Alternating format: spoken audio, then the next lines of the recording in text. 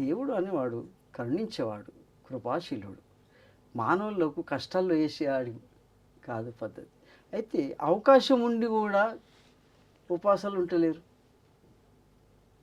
అయితే ఏదైతే పద్ధతిని అవలంబించారో అది దేవుని ప్రసన్నత వాడికి లేదు. దేవుణ్ణి ప్రసన్నత చేయాలంటే ఏదైనా చేస్తాడు. భక్తుడు అన్నప్పుడు ఎలా ఉంటాడు? అసలు ఈ భక్తుడు ఒకటి విషయం చెప్పాలనుకుంటున్నాను. ఈ భక్తుడు కేవలం పూజ వరకే కాదు, మస్జిద్లో నమాజ్ వరకే కాదు, 24 hours దాసుడు ఆయన.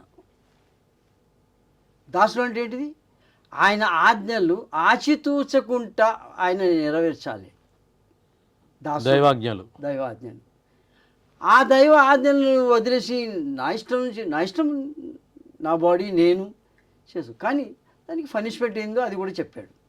దాసుడు అంటే కేవలం నమాజ్కు పూజ వరకే కాదు, 24 గంటలు దాసుడు. ఎలాగా? వ్యాపారం చేస్తే స్వచ్ఛమైన వ్యాపారం చేయాలి. అబద్ధాలంటే దాంట్లో ఏదైనా కల్తీ ఉంటే కల్తీ వేసి అమ్మడం మహాపాపం.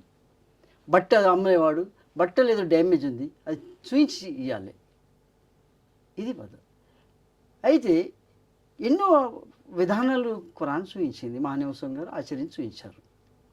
ఇంకోటి, ఒక వ్యక్తి నా దగ్గర ఒక సరుకు ఉంది, ఒక వ్యక్తికి తెలిసింది, ఎక్కడ దొరకలేదు మార్కెట్లో, నా దగ్గర ఉంది. ఆయన ఇక్కడ ఉందని వచ్చిండు. ఆ సరుకుకు ఉన్న రేటు కంటే ఎక్కువ రేట్ అమ్మితే కూడా అది హరాం అన్నారు. దైవ ప్రకోపుడు అవుతాడు అన్నాడు. ఏదైతే ఉందో దాని ఇది ఇవన్నీ పాటించినప్పుడే వాడు దాసుడు అవుతాడు. కేవలం పూజా నమాజ్కు దాసుడు కాడు కదా. అందుకే రంజాన్ నెలలో అబద్ధం ఆడినవాడి నమాజ్ వ్యర్థం అన్నాడు. సో ఇది క్రమశిక్షణ రంజాన్లో నేర్పబడుతుంది. దాని అనువాదాలు